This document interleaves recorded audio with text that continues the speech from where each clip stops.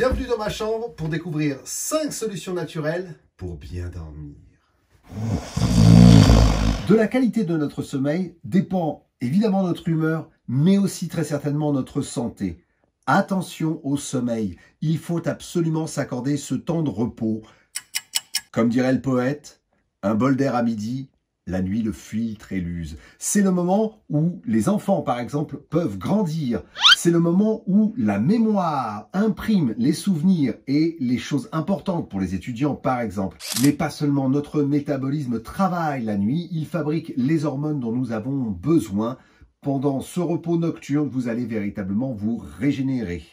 On voit très visiblement les effets d'une mauvaise nuit sur le visage, par exemple. Alors, je vais vous donner 5 astuces naturelles pour mieux dormir et profiter au maximum d'un bon sommeil. Tout commence avec l'endormissement et la première règle, c'est de se coucher avec les poules. L'alternance jour-nuit est appelée le cycle circadien et c'est extrêmement important sous nos latitudes de comprendre qu'il varie tout au long de l'année.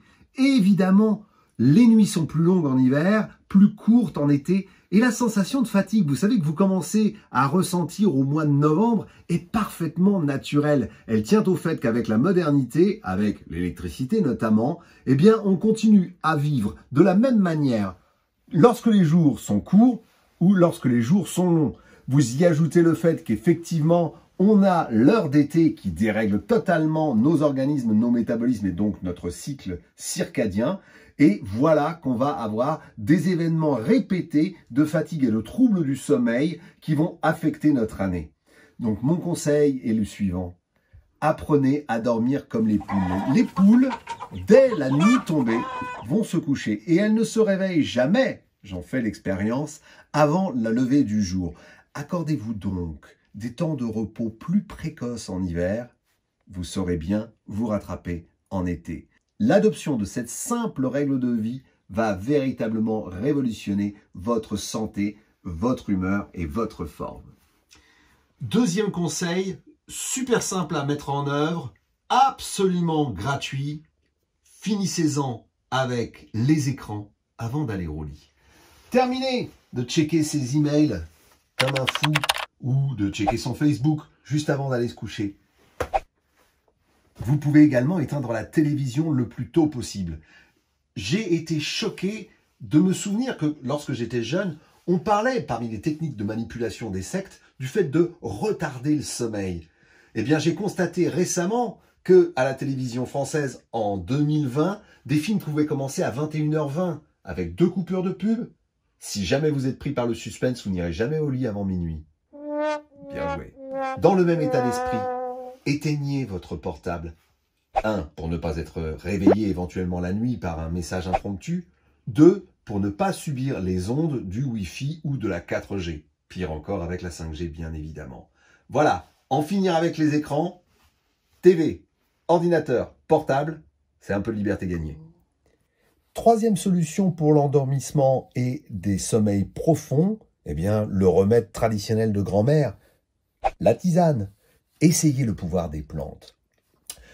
Depuis longtemps, on sait que la camomille ou la verveine, par exemple, ont des vertus apaisantes. Moins connues, il y a également la valériane. Pour ma part, j'ai choisi de bénéficier de la synergie d'une tisane à base de basilic, lavande, mélisse, fleurs d'oranger et ortie blanche, et qui s'appelle le doux sommeil.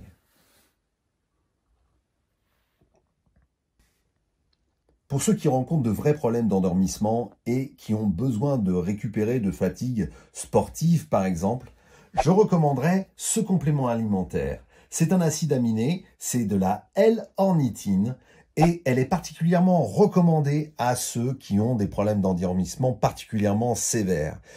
La L-ornithine va participer à la reconstruction également des cellules qui ont subi un stress assez fort, comme au cours d'un acte sportif ou de journées de travail particulièrement chargées. Vous allez rapidement profiter des bénéfices de la L-ornithine, de sorte que la posologie recommande de commencer avec 4 gélules et puis de très rapidement, dès le 3e jour, diminuer à 2 seulement. Et puisque tout à l'heure, on parlait du pouvoir des plantes, Avez-vous pensé aux huiles essentielles?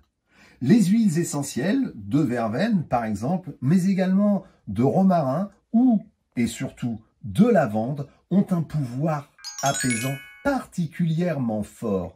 Alors, comment les utiliser alors que les huiles essentielles sont relativement difficiles à manier, ou du moins à manier avec précaution?